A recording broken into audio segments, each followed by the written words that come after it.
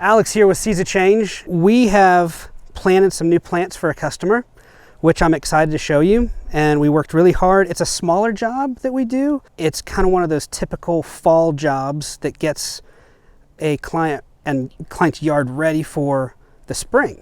So I'm going to walk you through what we did. Obviously you can tell that we laid fresh mulch down, but these are new. These are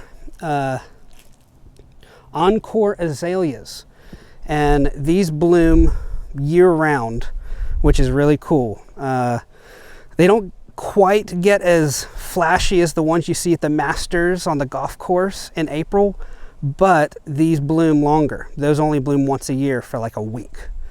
So let me show you what we did. What I'm excited about is we planted bulbs. Like I said, we wanted this yard to get ready for the spring, and what better way to plant bulbs underneath these pansies to get spring ushered in for next year. It's common. It's not always the case, but for seeds, we're trying to make it common where when you plant bulbs, you plant something on top of it. So in the fall, you don't have a bare spot.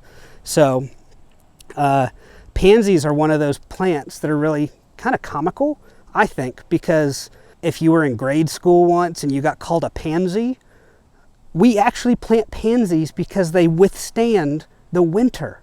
So if you ever get called a pansy, you're actually pretty strong and pretty awesome. Another plant that we planted were these autoleucans. Now these are some of my favorite. They stay green year-round. They are an evergreen. Bees love them. And they have this really great glossy green leaf. And they get about 4 feet tall, 4 feet wide. So this will become a filled out little hedge, which is going to be really cool. They're going to be able to look out and see the pansies, and they're going to see also the bulbs that bloom in the spring. One more thing, guys, about the pansies. Everyone has their way of planting them over bulbs, but you don't want to plant them in perfect rows. You want to stagger them. So like if you see here, design and landscaping, you kind of use the reference of a triangle in everything you plant. Because if you plant in twos, it just doesn't quite look as good. So if you see these azaleas, we planted these two, and they're in a triangle form. If you only planted two, it would look kind of strange. So same here. We planted these in rows, but from every angle, there's a spot that's filled up in your eyesight.